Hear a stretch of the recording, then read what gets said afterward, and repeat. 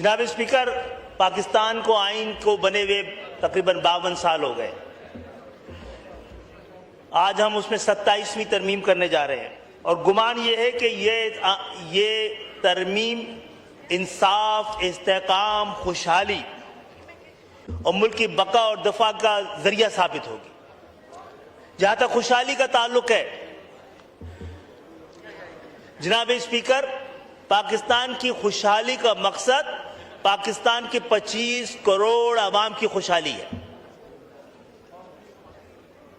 हमने इसी खुशगुमानी के साथ कि ये तरमीम पाकिस्तान की दिफा को, पाकिस्तान के इस्तेहकाम को, पाकिस्तान की सलामती को और जमहूरियत को मुस्तहकम करेगी, हमने इसका साथ देने का फैसला किया था इस शर्त के साथ कि जमहूरियत के सम्राट, ऐसी जमहूरियत जिसके सम्राट आम पाकिस्तानी तक ना पहुंचे,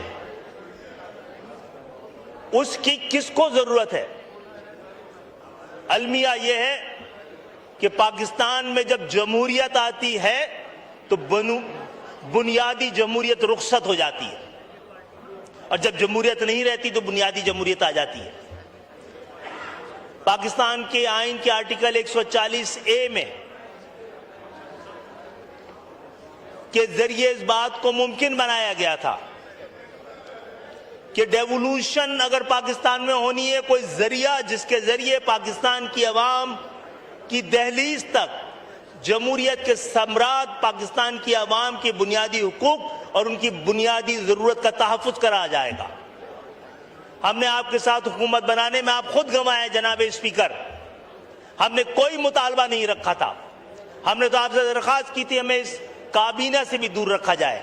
आप हमारा सिर्फ एक ख्वाहिश, एक मुतालबा, जो कि पाकिस्तान की अवाम का मुतालबा ही नहीं, पाकिस्तान के आइन का तकाजा है और अब सुप्रीम कोर्ट का फैसला भी है कि सुप्रीम कोर्ट के फैसले में जिस वजाहत के साथ 140A की वजाहत की गई है, उसको मिनोअन उस पर अमल दरामद किया जा सके। 18वीं तरमीम डेवोल्यूशन ऑफ पावर के लिए हुई थी, उसके जरिए महज एक्यूमुलेशन ऑफ पावर हुई है और वो इख्तियारात जो सूबों से थर्ड टियर ऑफ गवर्नमेंट में जाने थे, ना सिर्फ ये कि वो डिवॉल्व नहीं किए गए बल्कि उनके बचे कुछ इख्तियारात जो थर्ड टियर ऑफ गवर्नमेंट के थे वो भी सूबों ने अपने पास ले लिए। ये सही है कि दुनिया में हुक्मरानों और अवाम के मुफादात मुख्तलिफ हो सकते हैं, लेकिन पाकिस्तान में हुक्मरानों और अवाम के मफादात एक दूसरे से मुतसादिम है। जनाब स्पीकर, सियासत तिजारत नहीं है, इसको इबादत की तरह किया जाना चाहिए। यहां पर सूबाई खुद मुख्तारी की बात बार बार की जाती है। सूबाई खुद मुख्तारी से ज्यादा अहम पाकिस्तान की आम अवाम की खुद मुख्तारी है। ये कैसी खुद मुख्तारी है जिससे पाकिस्तान के अवाम की खुद मुख्तारी को सल्ब कर लिया गया है? जनाब स्पीकर, जो हमने 140A को इस आइन का हिस्सा बनाने की कोशिश की थी, मुतालबा किया था और आपने वादा किया था, जिसने इसकी मुखालफत की है उसने अवाम के हुकूक, उनकी बुनियादी जरूरत, उस सब को सल्ब करने का फैसला किया है। यह अवाम दुश्मनी है, महज अवाम दुश्मनी है। ये अदालत की तौहीन और कौमी जुर्म है।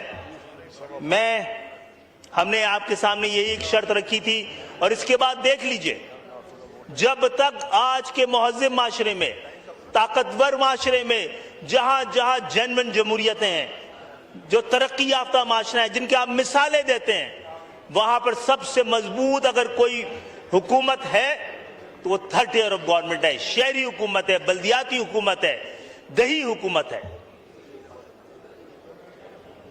तो मैं समझता हूं हमसे ये वादा भी किया जा रहा है, हमें पता था, हमारा ये मुतालबा था, हमें पता था ये पूरा नहीं होना है।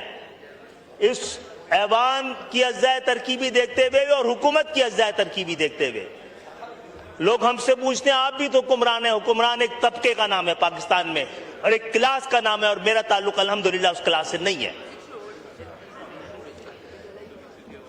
तो मैं एक बार फिर बड़ी मायूसी के साथ इस ऐवान में बैठा हूं कि हमारी तमाम कोशिशों के बावजूद अवाम के बुनियादी हुकूक जमहूरियत के सम्राट उन तक पहुंचाने के कोई इंतजाम नहीं किए गए।